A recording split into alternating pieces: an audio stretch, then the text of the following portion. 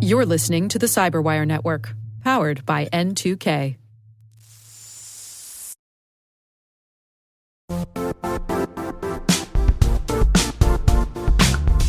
No, it's not your imagination.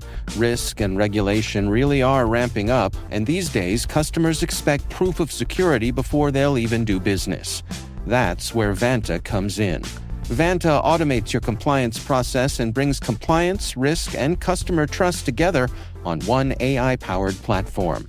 So whether you're getting ready for a SOC 2 or managing an enterprise governance risk and compliance program, Vanta helps keep you secure and keeps your deals moving. Companies like Ramp and Ryder spend 82% less time on audits with Vanta. That means less time chasing paperwork and more time focused on growth. For me, it comes down to this. Over 10,000 companies, from startups to large enterprises, trust Vanta to help prove their security. Get started at vanta.com/cyber.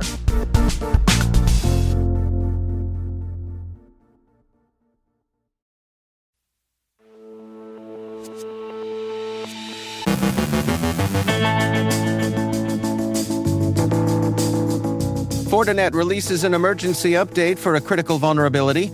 A major outage disrupts Russian banking apps. A new report highlights critical skills gaps. CyberCore scholars struggle to secure jobs. Scammers use QR codes in fake traffic violation schemes. A proposed lawsuit accuses Perplexity of oversharing users' AI transcripts. Cambodia outlaws scam centers. Scammers impersonate Harvard IT staff. With wrench attack threats of violence, life imitates art. Kevin Magee from Microsoft for Startups describes emerging trends. On our afternoon Cyber Tea segment with Ann Johnson, Ann speaks with Allie Mellen about her new book, Code War: How Nations Hack, Spy, and Shape the Digital Battlefield. And users find Copilot's terms of use highly entertaining.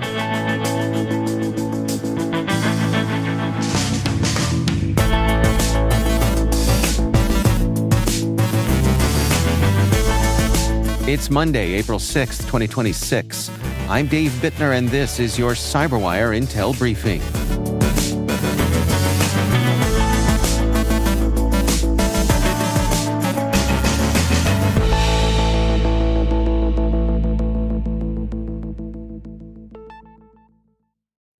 Thanks for joining us here today. It's great, as always, to have you with us. Fortinet has released an emergency update for a critical FortiClient enterprise management server vulnerability that attackers are already exploiting in the wild. The improper access control flaw lets unauthenticated attackers execute code through crafted requests. The issue affects multiple FortiClient EMS versions. Researchers observed zero-day exploitation in the past few days. Shadow Server reports more than 2,000 exposed instances online. Exposed management servers can enable rapid enterprise compromise. Fortinet urges immediate hotfix installation or upgrading to the latest version. A major outage disrupted banking apps and card payments across Russia, blocking transactions, ATM withdrawals, and transit fares in several regions, including Moscow. The incident affected major banks, including Sberbank, VTB, Alfa Bank, T-Bank, and Gazprom Bank. Metro turnstiles reportedly stopped accepting cards, forcing staff to allow passengers through. The cause remains unclear.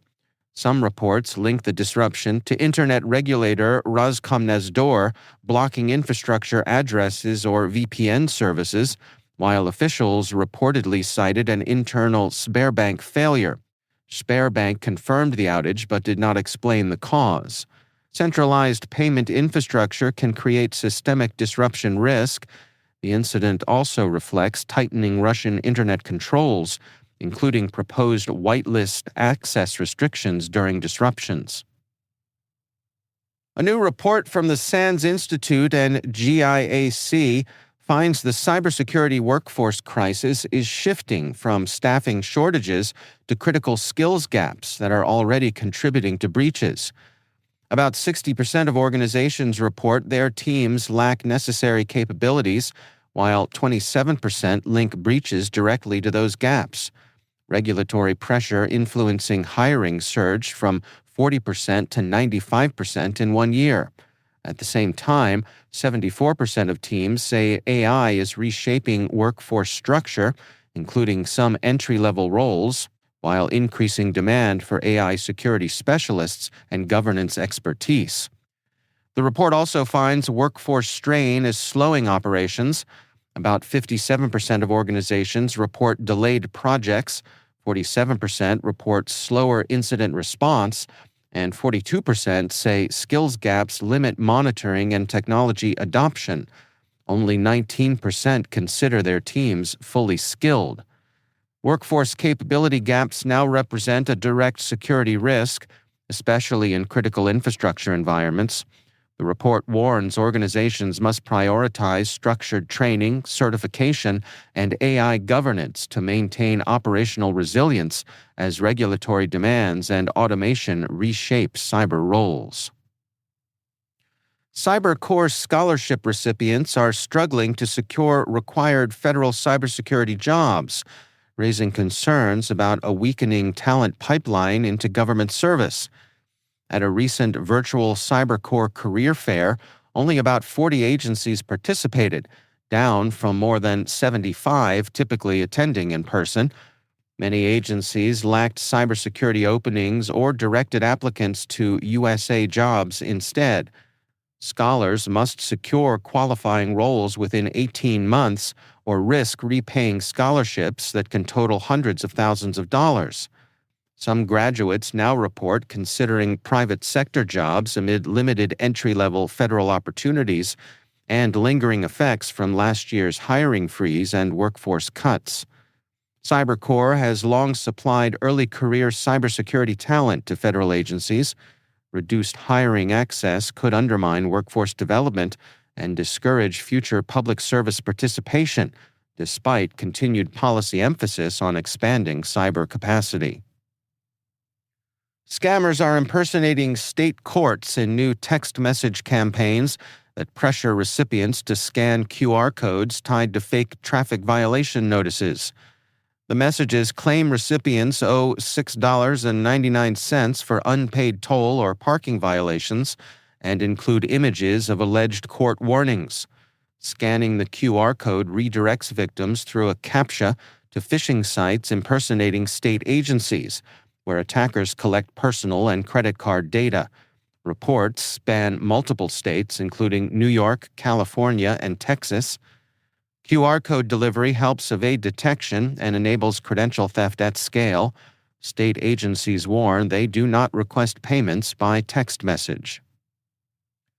A proposed class action lawsuit alleges Perplexity shared users' AI chat transcripts, including sensitive personal information, with Google and Meta without users' knowledge or consent. The complaint claims prompts, follow-up questions, and full conversations were transmitted through advertising trackers, such as Meta Pixel and Google Ads, even when users enabled incognito mode. The lawsuit alleges financial and health-related queries were exposed and says non-subscribed users faced broader sharing risks. The case covers chats from December 2022 through February 2026 and accuses the companies of failing to disclose tracking practices. Undisclosed sharing of AI chat transcripts could expose sensitive research behavior and personal data at scale. The lawsuit highlights growing privacy risks as users increasingly rely on conversational search tools. Cambodia has passed its first law specifically targeting online scam centers, introducing prison sentences and fines for operators as authorities expand a nationwide crackdown. The legislation sets penalties of 2 to 5 years in prison and fines up to $125,000 for online scam offenses, with harsher penalties for gang activity or large-scale victimization. The law also targets money laundering, data harvesting, and recruitment tied to scam operations. Officials say the measure supports a broader campaign to dismantle hundreds of suspected scam sites following international sanctions and criticism. Southeast Asian scam compounds have become a major source of global cyber-enabled fraud. Formal critical statutes may strengthen enforcement and signal increased regional pressure on organized fraud networks. Harvard University is warning affiliates about an active social engineering campaign in which attackers impersonate IT staff to steal login credentials and sensitive data. Officials say attackers are directing targets to fraudulent websites or urging them to join live calls to capture credentials. The alert follows similar activity reported at the University of Pennsylvania and comes after recent phishing and breach-related incidents affecting Harvard systems.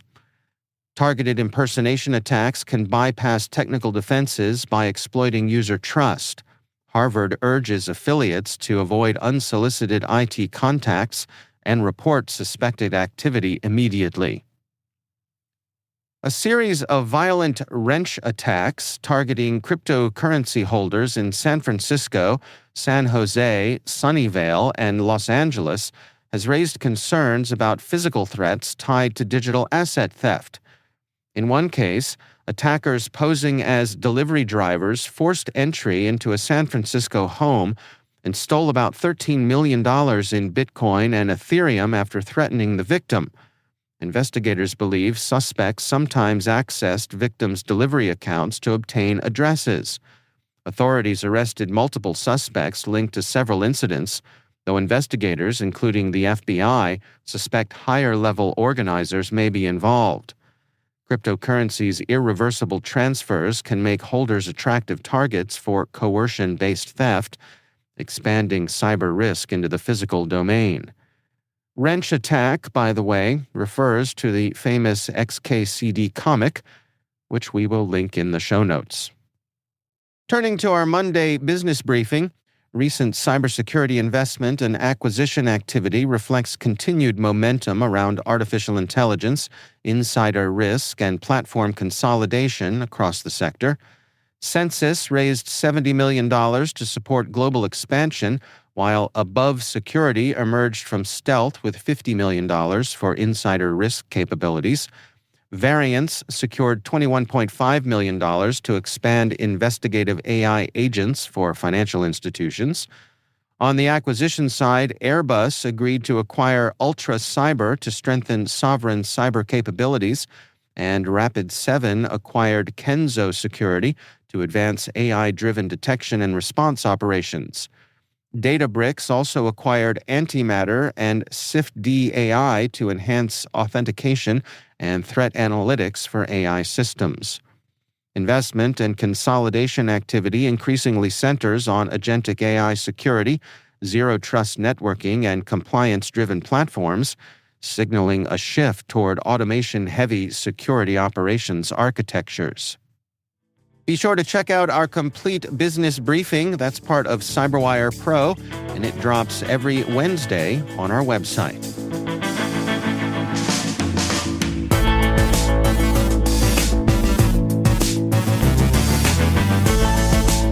Coming up after the break, Kevin Magee from Microsoft for Startups describes emerging trends.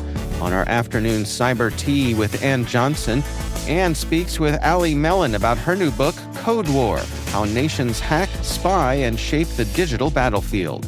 And users find Copilot's terms of use highly entertaining. Stay with us.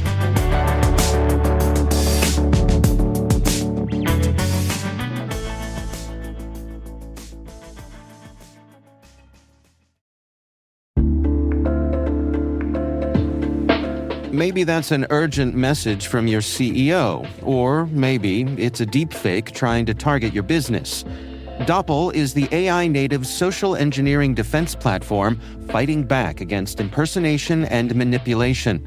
As attackers use AI to make their tactics more sophisticated, Doppel uses it to fight back, from automatically dismantling cross-channel attacks to building team resilience and more. Doppel, outpacing what's next in social engineering.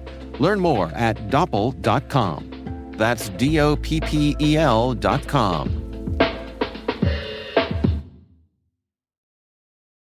K-pop demon hunters Saja Boy's breakfast meal and Huntrix meal have just dropped at McDonald's. They're calling this a battle for the fans. What do you say to that, Rumi? It's not a battle. So glad the Saja Boys could take breakfast and give our meal the rest of the day. It is an honor to share. No, it's our honor. It is our larger honor. No, really. Stop. You can really feel the respect in this battle. Pick a meal to pick a side. At participating McDonald's while supplies last.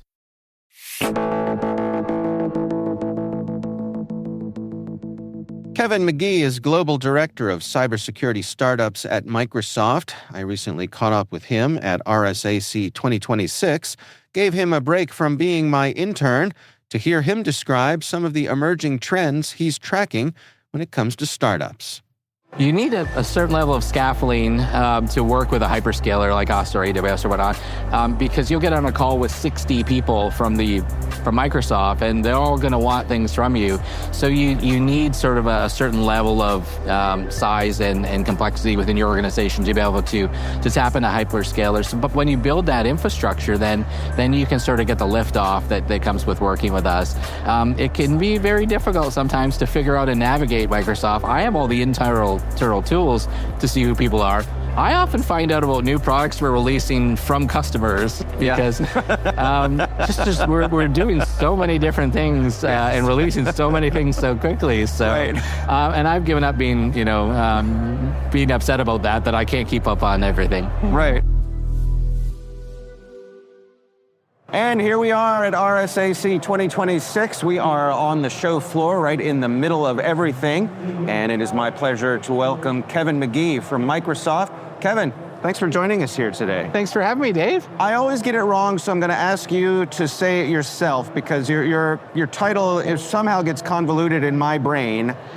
What is your official title with Microsoft? And now I wish I had my notes so I get it right. But I lead our cybersecurity portfolio for Microsoft for startups globally. All right.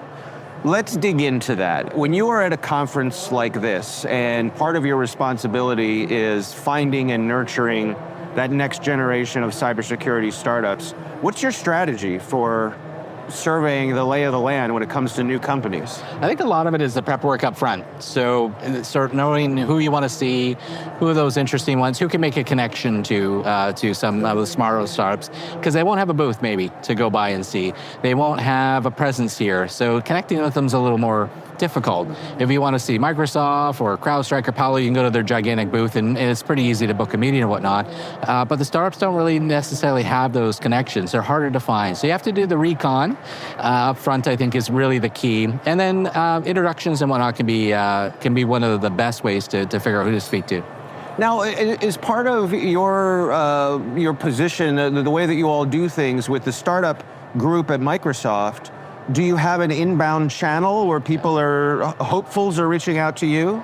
Yes, so we have a whole set of programs. I like to think of it as kind of like an airplane. Microsoft for Startups is an airplane. We have different classes of if you're two folks in a dorm room with a case of beer and a pizza and you've got an idea, we've got a solution for you. If you need a higher level of service or go-to-market product growth integrations, we have a service for you as well too. Ultimately, the program's based on how do we make partners successful. And I founded my first two companies in the 90s and on a BizSpark, which was then what Microsoft for Startup was called. And it was not just access to the software because it came on diskettes. They used to send me a box of diskettes. It was the access to companies. It was the access to customers. It was the support. It was the brand, association. And I think we've really gone back to our roots with the program, which is why I'm excited to sort of have the later part of my career associated with the program as well too. Yeah. So, when we're here at a conference like this, and there is one topic that is so dominant, so present, and this year it's AI, and not just AI, but agentic AI is every booth, it seems. If you don't have that as part of your message, why are you even here? You're not even allowed in the door. Right, exactly. But how do you track what's next? Because I would guess, correct me if I'm wrong, that a lot of the companies, the startups, want to ride on the coattails of that. Yeah. But you still have to keep your eye on what's coming after that. I think we're at this inflection point. I think when we look back, maybe the Wiz acquisition will be sort of the end of the one phase, the beginning of the new one. So I'm sort of tracking what's happening in the AI space, what they're building, and seeing how broken it is, and then knowing that 3 to 6 months later, there will be a startup surge to fix those problems. So I think we'll see a lagging surge of cybersecurity startups behind the technologies. So take MCP. I didn't even know what MCP was 3-4 months ago. Probably I'm way behind some of the viewers. But now I'm looking at 6 different companies that are in that space because of the wide adoption. So I'm trying to get ahead of the curve in that way. And I think there's a new wave coming up. And I've heard consolidations, going to end our industry. I think it's the exact opposite. I think we've kind of closed off one phase. We're at the beginning of the next one. What is your advice for those hopeful startups? So do you have a sort of a general checklist of you should have these things in place? I can tell you what works and what doesn't. That's even better. Yeah. One is, are you building a feature or a product? Know what you're doing. If you're building a feature, you want to sell to a bigger company, build a company that way. But if you've got a very small total addressable market and it's a feature, not a product. That's one thing that we kind of figure out where you are. And then 2, know your ideal customer profile. A lot of the startups I talk to, who do you sell to? We sell to everybody. Yeah. You'll never gain any expertise understanding that. Find, one customer you can serve really well. Figure out everything there is to serve them well and do a great job and execute, and then work on your next ideal customer profile, ICP. And I think that's really the way to scale, because then you understand a customer problem and you're delivering a real solution. And that's ultimately what customers are buying. They're not buying the technology, they're not buying the model. They're buying a solution to their problem. And everyone feels they have to sell to everybody. Well, if you sold to just Midwest credit unions and you own that market, that's a great base to build from. I feel we have this Silicon Valley story where you're supposed to go large, go quickly.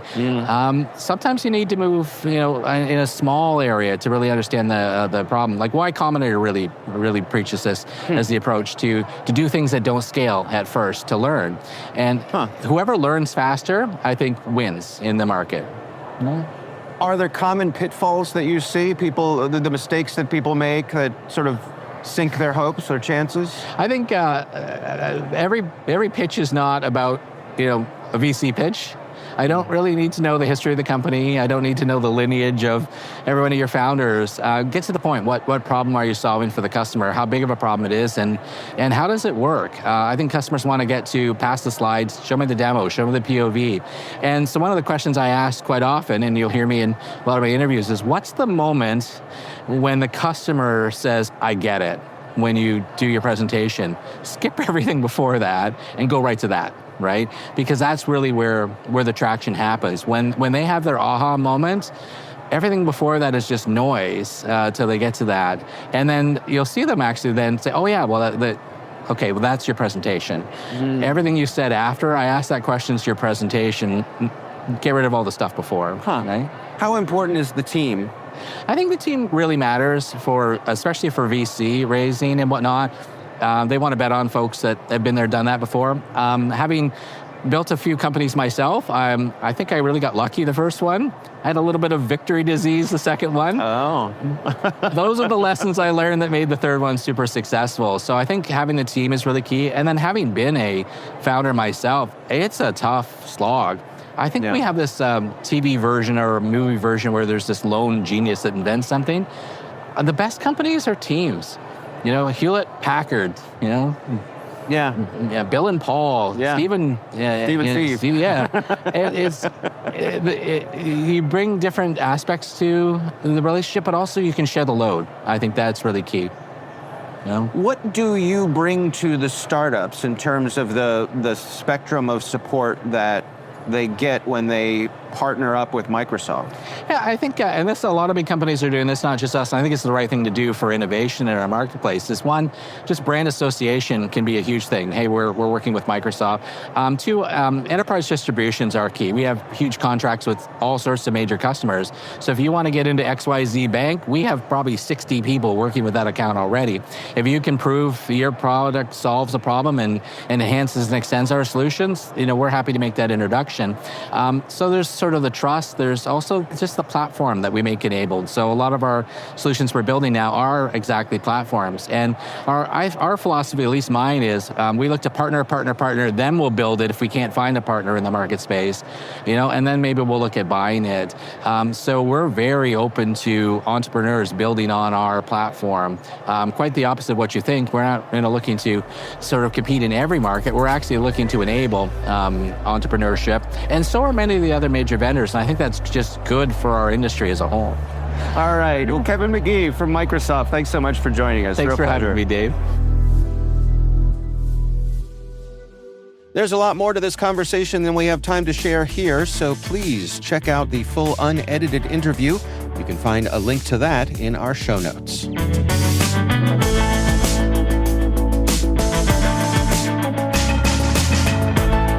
On today's segment from Microsoft's Afternoon Cyber Tea podcast with Ann Johnson, Ann speaks with Allie Mellen about her new book, Code War: How Nations Hack, Spy, and Shape the Digital Battlefield.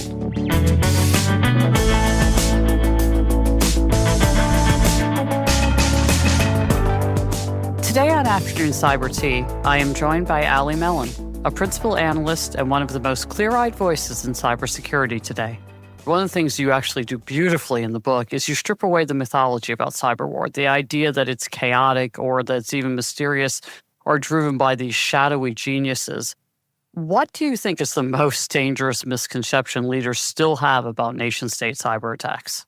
Honestly, it remains that these attacks won't happen to them, that they don't apply to them. I especially see this with small and mid-sized businesses. And unfortunately, the reality is that it's just not true. I think about, and I talk about in this book, NotPetya as a great example of this. How did NotPetya start? It started with this tax document software created by this company, Intellect Service, which was a small family-owned Ukrainian company that just made tax software and was just doing that for the country of Ukraine. It was a small business, it was a family-run business, and it ended up causing such a larger conflict when it was originally hit. And especially in the past few years, and I know that your team has done a ton of research here that's been really valuable to paint this picture, the supply chain is everything. It is the way in for so many threat actors that don't want to just target the big players and want to find ways in that are a little bit more simple for them, or where they can take advantage of some things that they might not be able to take in these larger scenarios. And unfortunately, the scale that you can get with those attacks is everything too. So especially as we move forward, as we continue to somehow be even more interconnected than we are already today, that is the thing that really needs to be driven home, is that at the end of the day, everyone has a role to play in this. And it's important that we address that at the source and do our best to have the strongest security posture possible. I think that's right. I do think that a lot of folks, when they think about nation-state actors, they think that they're going to attack the largest companies in the world, right? The Global 2000 or the Fortune 500. And in reality, they're not always there, right? They often find the softest targets to make a point. Exactly.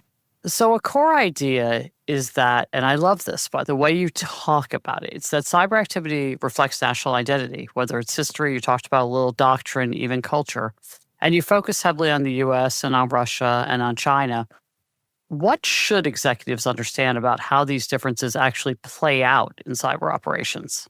It was really fascinating as I was writing this book, because I originally started out with the intent to just look at the cyber attacks that these nations were perpetrating and focus most of my energies on that. But what I found is the more I went into it, the more that I couldn't ignore the regulations that were being put in place, the defensive actions that were being put in place, and the actual choices that the governments had made and the social contracts they'd established with their people, and how all of those things factored into the defensive and offensive decisions they could make and what was available to them.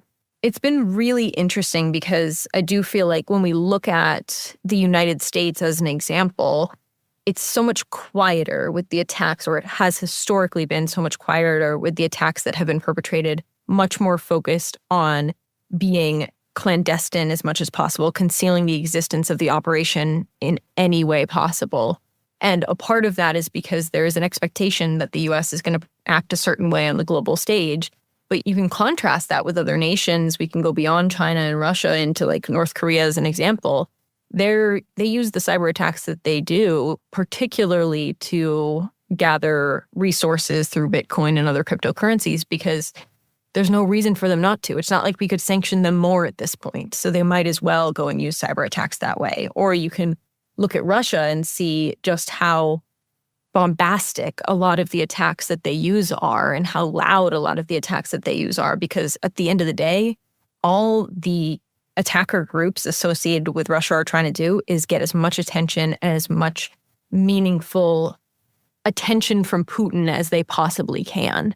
And I find that really interesting because when we look at a lot of the historical decisions that have been made with these cyber attacks, so much of the success of the cyber attacks nation states perpetrate is based on the coordination that they have between different branches of the military.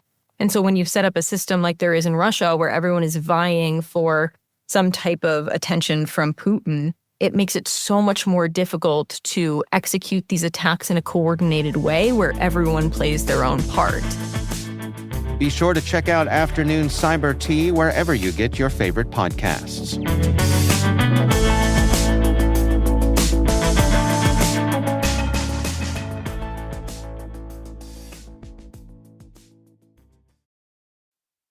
This episode is brought to you by Indeed. Stop waiting around for the perfect candidate. Instead, use Indeed sponsored jobs to find the right people with the right skills fast. It's a simple way to make sure your listing is the first candidates see. According to Indeed data, sponsored jobs have 4 times more applicants than non-sponsored jobs. So go build your dream team today with Indeed.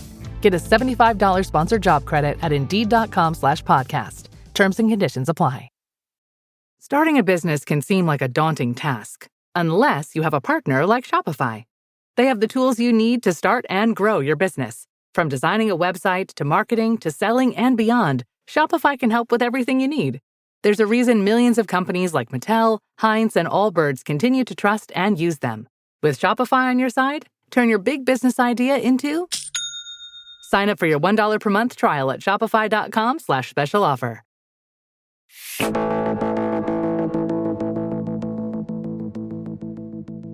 And finally, Microsoft is drawing renewed attention to Copilot's terms of use, which plainly warn the AI assistant is for entertainment purposes only and may not work as intended. The notice, unchanged since late 2025, resurfaced online after users rediscovered language advising people not to rely on Copilot for important decisions. Microsoft has repeatedly issued similar cautions during demonstrations, emphasizing human verification is required. Comparable limits appear elsewhere in the industry, reinforcing that even pro-branded AI tools may still discourage professional reliance. Vendor disclaimers quietly undercut the genius in every laptop narrative. The reminder is simple and straightforward. AI assistants can be useful, occasionally impressive, and confidently wrong in equal measure. As the great philosopher Tom Waits stated, the large print giveth, and the small print taketh away.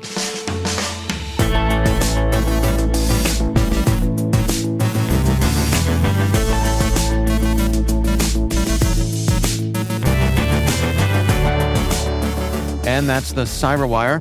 For links to all of today's stories, check out our daily briefing at thecyberwire.com. We'd love to know what you think of this podcast. Your feedback ensures we deliver the insights that keep you a step ahead in the rapidly changing world of cybersecurity. If you like our show, please share a rating and review in your favorite podcast app. Please also fill out the survey in the show notes or send an email to cyberwire@n2k.com. N2K's lead producer is Liz Stokes. We're mixed by Trey Hester with original music and sound design by Elliot Peltzman. Our contributing host is Maria Vermazis. Our executive producer is Jennifer Iben. Peter Kilpie is our publisher, and I'm Dave Bittner. Thanks for listening. We'll see you back here tomorrow.